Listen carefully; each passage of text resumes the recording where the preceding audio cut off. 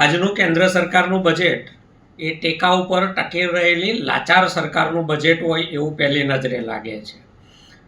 બિહારને ઘણું બધું આપવામાં આવ્યું, કોઈ રાજ્યને આપે એમાં વાંધો ન હોઈ શકે. આંધ્રપ્રદેશ ઉપર તો રીતસરની કેન્દ્ર સરકાર વરસી જ પડી છે, એનો પણ વાંધો નથી. પરંતુ આખા બજેટમાં ગુજરાતના ફાળે શું આવ્યું? લગભગ કશું જ નથી આવ્યું.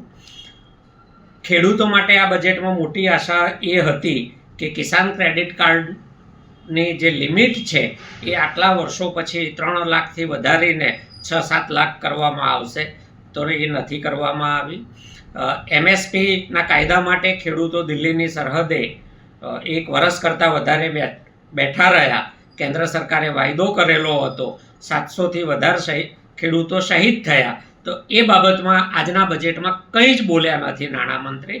માત્ર ખેડૂતોને ઊંચા ભાવ, એટલે શું? કોઈ ચોખવટ નથી. ખેત ઓજારો ઉપરની GSTની લિમિટ દૂર કરવામાં આવે, GST હટાવવામાં આવે એવી ખેડૂતોની અપેક્ષા હતી. તો એ બાબતમાં પણ નાણામંત્રી મૌન જ રહ્યા છે. આમ ખેડૂતોને તો કશું નથી જ મળ્યું, સાથે સાથે યુવાનો માટે પણ ખાસ કશું નથી. દેશમાં અત્યારે સૌથી મોટો કોઈ મુદ્દો હોય તો એ બેરોજગારીનો છે. તો લાંબા ગાળાની રોજગારી ઊભી થાય એવું આ બજેટમાં કશું જ નથી. માત્ર ટોપ 500 કોર્પોરેટ હાઉસમાં જે લોકો ઇન્ટર્નશીપ કરશે એમને 1 મહિના માટે કેન્દ્ર સરકાર 5,000 રૂપિયા આપશે.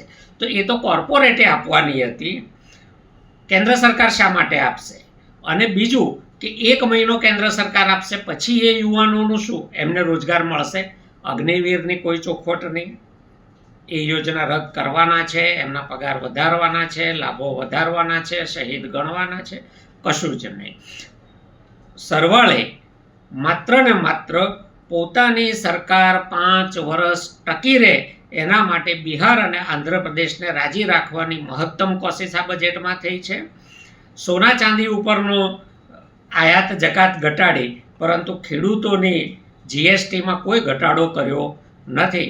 એકંદરે આ બજેટ ના તો યુવાનો માટે છે, ના ખેડૂતો માટે છે, ના મહિલાઓ માટે છે. મધ્યમ વર્ગ માટે આમાં કશું જ નથી.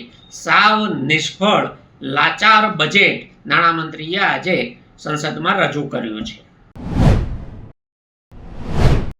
नमस्कार मित्रों, तीसरा टर्म नरेंद्र भाई मोदी का। पूरे देश को आशा थी कि ये 240 विधान लोकसभा सीट मिलने के बाद नरेंद्र भाई मोदी लोगों के लिए करेंगे, आम आदमी के लिए करेंगे और बड़े पैमाने पर रोजगार क्रिएट करेंगे, बड़े पैमाने पर किसानों को हेल्प करेंगे और बड़े पैमाने पे महिला सुरक्षा पे ध्यान दिया जाएगा। मगर ये बजट फिर निराशाजनक है, क्योंकि इस बजट में प्रधानमंत्री जी के द्वारा जो विजन दिखाया गया था, उसको निर्मला सीतारमण ने जो बताया है, उसके हिसाब से ये बजट में सभी जवाबदारी लोगों पे डाली गई, सरकार कोई जवाबदारी नहीं ले रही है।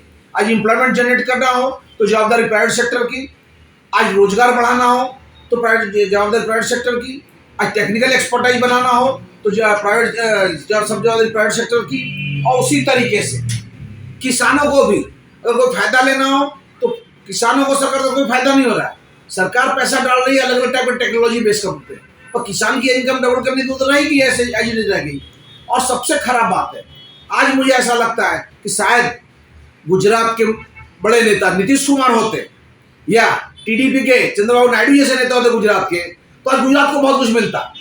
आज गुजरात 30 साल से भारतीय जनता पार्टी की सरकार लेकर चल रही है, मगर गुजरात को कुछ नहीं मिला, क्योंकि गुजरात जो है उसने सबसे ज्यादा सीटें दी गुजरात में। आज 1 सीट सिर्फ कम रही, उनकी 25 सीटें लोकसभा की मिली। कि प्रधानमंत्री गुजरात की पड़ी नहीं है, 30 साल गुजराती को वोट दे रहे हैं, तो उसकी भी उनको पड़ी नहीं है। थोड़ा बहुत जो फायदा इनको मिला है, जो दिया गया लोगों को पर्सनल इनकम टैक्स सिस्टम में दिया गया है, और वो नेग्लिजिबल है। ओवरऑल देखा जाए तो ये बजट सरकार द्वारा खुद की जवाबदारी, फिर एम्प्लॉयमेंट की हो, किसानों को लाभ देने की हो, महिला सुरक्षा की हो, या लॉ एंड ऑर्डर सुधारने की हो, या औद्योगिक प्रमोशन की हो, ये सब की जवाबदारी लोगों पे डाली गई है। सरकार कोई जवाबदारी नहीं ले रही इस बजट में, सरकार सब कुछ लोगों पे डाल दिया है। जय हिंद। નરેન્દ્ર મોદીનું ત્રીજી વખતનું જે બજેટ હતું એ બજેટ એટલું નિરાશાજનક છે કે એમણે કહ્યું હતું કે ખેડૂતોને MSP આપવામાં આવશે. 2014 અને 2019માં વાયદો હતો, અને કોઈ ખેડૂતો માટે રાહતના સમાચાર નથી. આજે આપણો દેશ ખેતી પ્રધાન છે. ખેડૂતોની પાછળ ખેતમજૂરો, શ્રમિકો આ બધા એમની પાછળ નભી રહ્યા છે. ભાગિયાઓ એમના માટે કશું જ નથી. મધ્યમ વર્ગ માટે કોઈ જ રાહત નહીં. તમે વિચાર કરો, ઉદ્યોગપતિઓ બેફામપણે, મોટા ઉદ્યોગપતિઓ રૂપિયો કમાય છે, ટેક્સ કેટલું ભરે છે. જીએસટીના જે વચ્ચે આંકડા પડ્યા એમાં 95% છે ગરીબ અને મધ્યમ વર્ગ જીએસટી ભરતું હતું, તો 5% જ ઉદ્યોગપતિઓ ભરતા હતા. ત્યારે ઉદ્યોગપતિઓ જેટલું કમાય એટલું એ સેટલમેન્ટ કરી લે, પણ મધ્યમ વર્ગ છે એ જો 3 લાખથી વધારે કમાશે તો એમને ટેક્સ ભરવાનો. ગજબની નીતિ છે. એટલે મધ્યમ વર્ગ માટે કશું નથી. બેરોજગારો માટે એટલું નિરાશાજનક બજેટ છે.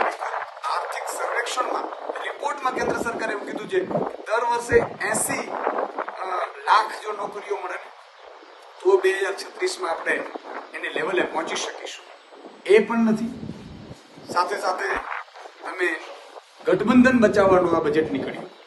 આંધ્રપ્રદેશ અને બિહાર તમારી સરકાર બચાવવા માટે થઈને આંધ્રપ્રદેશ, બિહારને તમે વિશેષ લાભો આપ્યા. તો ગુજરાતે શું પાપ કર્યું છે?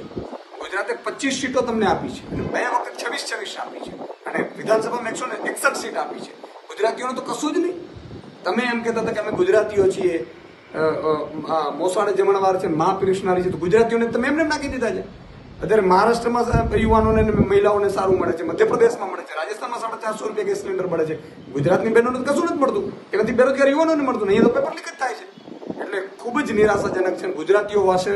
ગુજરાતી વાસીઓ માટે તો અપમાનજનક બજેટ છે. હું તો એમ કહું છું, કેન્દ્રમાં જો નરેન્દ્ર મોદી, અમિત શાહ થી માંડીને બધા લીડરો હોય તો એમને ડૂબી મરવું જોઈએ કે ગુજરાતને કશું આપી નથી શક્યા. આ ખૂબ જ ચિંતાજનક છે. આજે તમે ગુજરાતના ખેડૂતોને, બેરોજગાર યુવાનોને, મહિલાઓને, મજૂરોને, શ્રમિકોને કશું જ નહીં આ બજેટમાં. માત્ર ને માત્ર ઉદ્યોગપતિઓ મોટા કેટલાક 500 જેટલા છે, અને બાકી બિહાર અને આંધ્રપ્રદેશ જે તમારું ગઠબંધન બચાવે. એટલે આ ખૂબ જ નિરાશાજનક બજેટ છે. ગુજરાતીઓ માટે પણ નિરાશાજનક છે.